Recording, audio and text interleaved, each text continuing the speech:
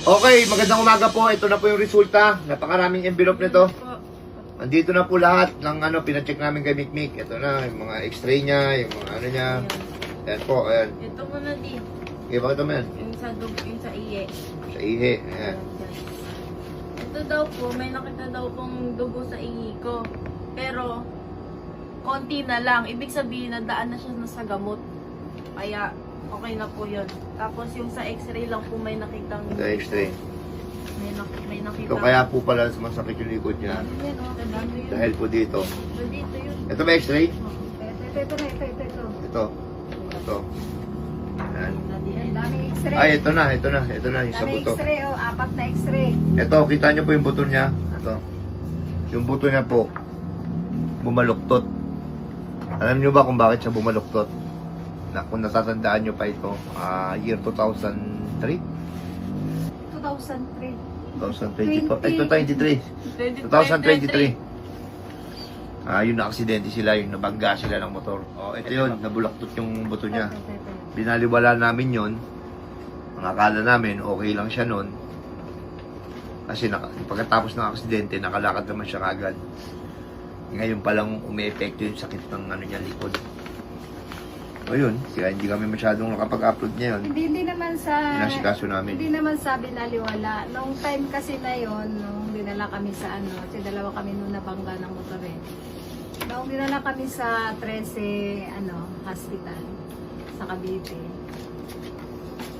Ako lang ang in-x-ray kasi ako talaga yung napuruhan. Tapos siya, napaupo lang siya. Hindi na siya in-x-ray kasi nung time na yon, hindi naman siya uminda ng masyadong masakit. Di katulad hindi na may milipit talaga, di ako makatayo. Hindi siya in-x-ray yung lang sa kanya. Sabi nung doktor, diniin lang, tapos sabi na lang daw na nalamog lang daw nila.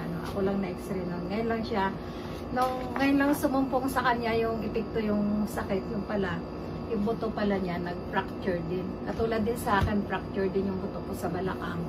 Sa kanya, nag-fracture din. Kaso ngayon lang siya sumumpong yung sakit. Sabi ng doktor, niresitahan, 5 gamot yung niresita sa kanya. Pagka hindi pa rin daw nakinig at sumumpong pa din ang sumumpong, i-MRI daw siya. Kaya dyan sa mga followers nila na tunay na nagmamahal, nagpapasalamat ako kasi naintindihan nyo, inintindi nyo si Mikmik. Diyan naman sa mga nagbabas na ginagawa namin content, sino po bang magulang na gawing content na may sakit ang anak? Nasasaktan po ako, siyempre nanay ako eh. Nasasaktan po ako pag nababasa ko yung mga comment na ginagawa daw namin content, buhay. Wala pong magulang na kinustong magkasakit ang anak. Kaya lang naman po namin binibideo kasi po, since day one, yung mga tunay na mga sumusuporta, mga nagmamahal sa kay Mikmik tsaka kay Bogs, talagang bukas yung aklat ng buhay namin. Kaya po namin ina-update kayo yung mga tunay na sumusuporta. Kaya po sana sa baser, wag naman po sana kayo kasi siyempre na nare-depress din po yung anak ko pag nababasa niya yun. Ayun lang po, sana konting hinay lang sa mga comment.